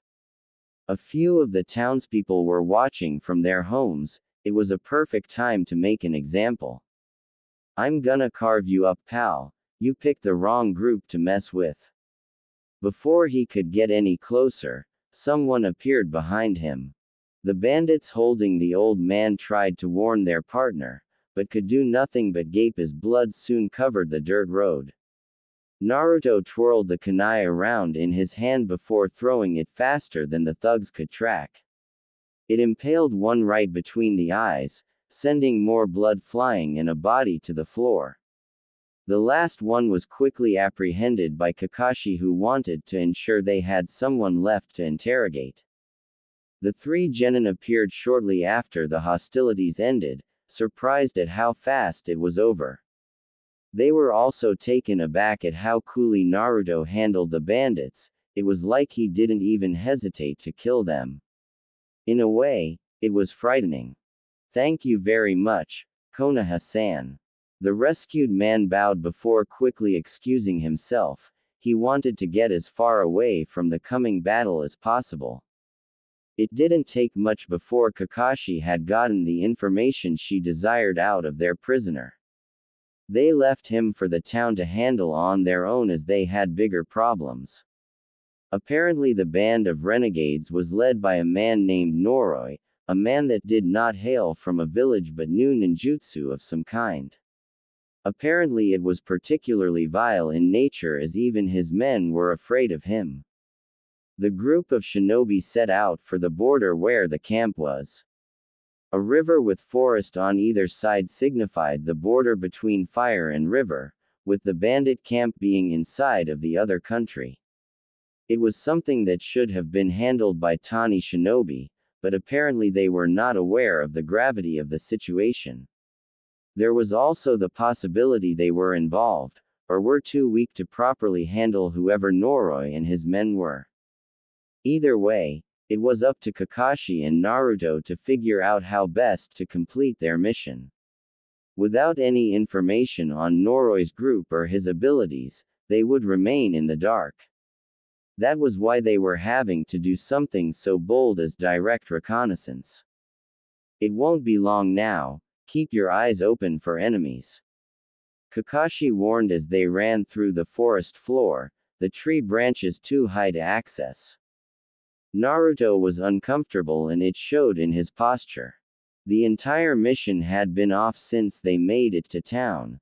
The people did not cooperate with their questions, the lowly thug captured without anything to keep him from talking, and now they were out in the open. He knew Kakashi wouldn't purposely leave them vulnerable, but if they kept going like that then they would be discovered. Any smart leader would have some sort of sentry, and Naruto could already see the river.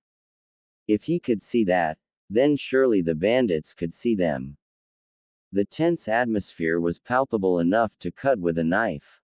When Kakashi suddenly held up a fist to stop, he knew that it was already too late.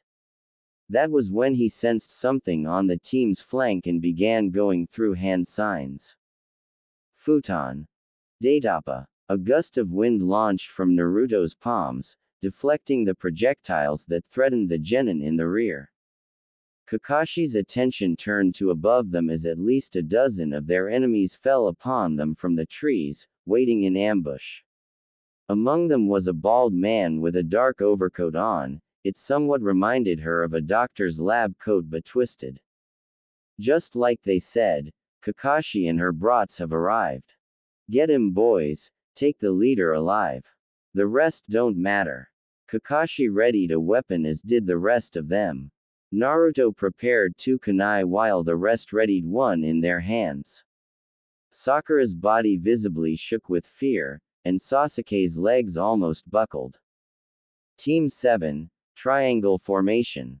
Naruto, look after them while I handle the leader.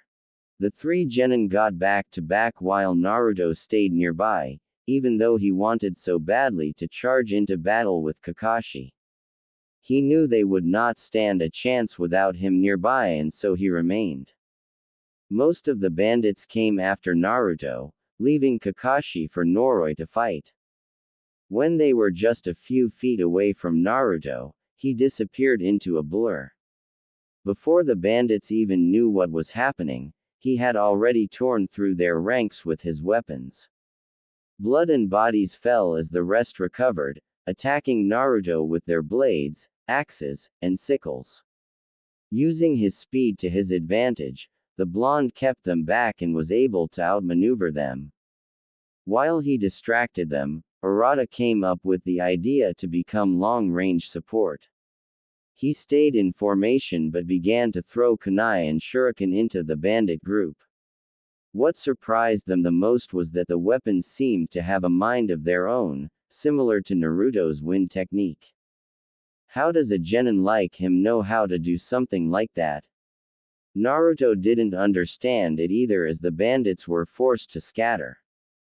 He didn't even go through any hand signs or focus any chakra. Urata made it look easy. Another group came at them from a different direction, forcing Naruto's attention elsewhere. To make room in his hands, he put away the two kunai before going through more hand signs. Urata, throw more shuriken, Naruto ordered, surprising the boy.